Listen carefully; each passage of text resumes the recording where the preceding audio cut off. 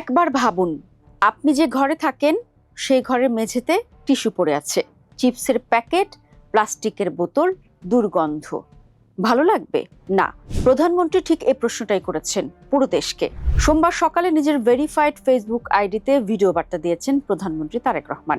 রাজধানীর বিভিন্ন এলাকায় বৃষ্টির মধ্যে পরিবেশ পরিচ্ছন্ন রাখার আহ্বান জানিয়েছেন প্রধানমন্ত্রী তারেক রহমান। প্রধানমন্ত্রীর বক্তব্যের শেষ লাইন ছিল, দেশটা তো আমাদের সকলের, আমরা সকলে মিলে যদি চেষ্টা করি তাহলে আমরা বড় কিছু করতে সক্ষম হব। তিনি বলেছেন, পরিচ্ছন্ন পরিবেশের বিষয়টি সমাজের প্রতিটি শ্রেণী পেশার মানুষকে স্পর্শ করে। ৩০ বা ৪০ বছর আগের তুলনায় বর্তমান সময়ে ঢাকা শহর সহ জেলা, উপজেলা ও গ্রামগঞ্জের রাস্তাঘাট এবং বাজার এলাকায় প্লাস্টিকের বোতল, চিপসের প্যাকেট, ব্যবহৃত টিস্যু সহ নানাবিধ আবর্জনা যত্রতত্র ছড়িয়ে ছিটিয়ে থাকার প্রবণতা আশঙ্কাজনকভাবে বেড়েছে। বাংলাদেশের অধিকাংশ মানুষই পায়ে হেঁটে চলে অথবা বাসে চলাচল করে। এই মানুষগুলো যখন রাস্তা পার হয়, বিভিন্ন জায়গায় যখন আবর্জনা জমে থাকে, অনেক কষ্ট হয়। চিন্তা করে দেখুন তো, আপনার ঘরে যদি চারদিকে এমন আবর্জনা ছড়িয়ে থাকতো, আপনার কাছে কি ভালো লাগতো দেখতে? নিশ্চয়ই না।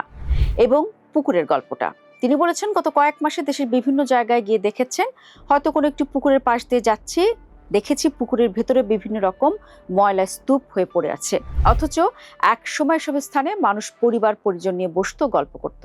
এটা শুধু আবেগের কথা না, ডেটা ভয়াবহ।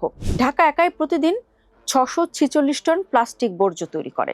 ২০০৫ সালে এটা ছিল ১৭৮ টন। বিশ্বব্যাংক বলছে, দেশের মোট বর্জ্যের ১০ ভাগের ১ ভাগ হয় শুধু ঢাকাতেই। প্লাস্টিকের ব্যবহারও বেড়েছে। একজন মানুষ বছরে ২২ কেজির বেশি প্লাস্টিক ব্যবহার করে। মাত্র ১৫ বছর আগেও এটা ছিল ৩ কেজি।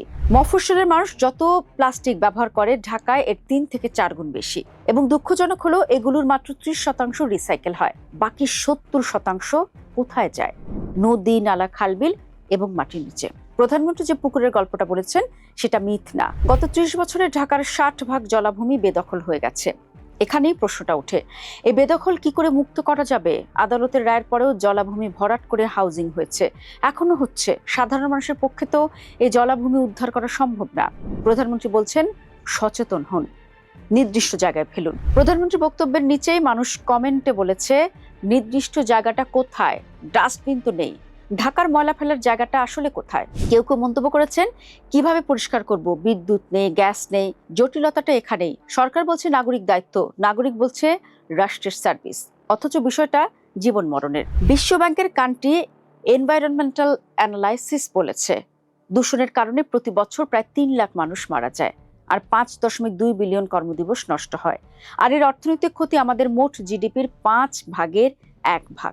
মানে এই ময়লা আমাদের জিডিপির প্রায় ১৯% খেয়ে ফেলছে। প্রধানমন্ত্রী বলছেন, দেশটা আমাদের সকলের। খেয়াল করুন, নির্বাচনের পর তারেক রহমানের প্রথম ৬ মাসের বড় মেসেজগুলো ছিল গণতন্ত্র, সুশাসন। এই প্রথমবার তিনি একদম নন পলিটিক্যাল সিভিক ইস্যুতে ভিডিও মেসেজ দিলেন। কারণটাও বোঝা যাচ্ছে, বর্ষা চলছে, জলাবদ্ধতা বেড়েছে, যানজট বেড়েছে, এবং এর একটা বড় কারণ ময়লা। ময়লার কিন্তু কোনো দল নেই, এটা আমাদের সবার। দেশটা যেমন আমাদের সবার, তেমনি ময়লাও আমাদের সবার।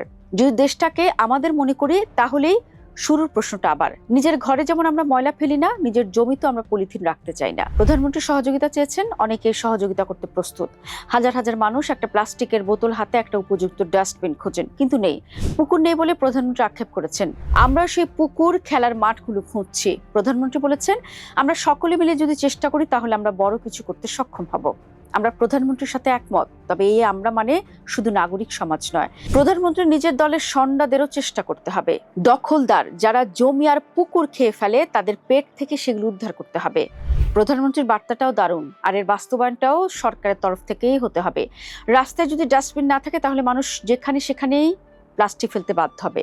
মানুষ যদি দেখে পুকুর, খালবিল, খেলার মাঠ দখল করলে সরকার কোনো পদক্ষেপ নেয় না, তাহলে সরকারের উপর মানুষ আস্থাও হারাবে। প্রধানমন্ত্রীর বার্তা আন্তরিক, সরকারের বার্তা কতটা আন্তরিক, মানুষ সেদিকেই তাকিয়ে আছে।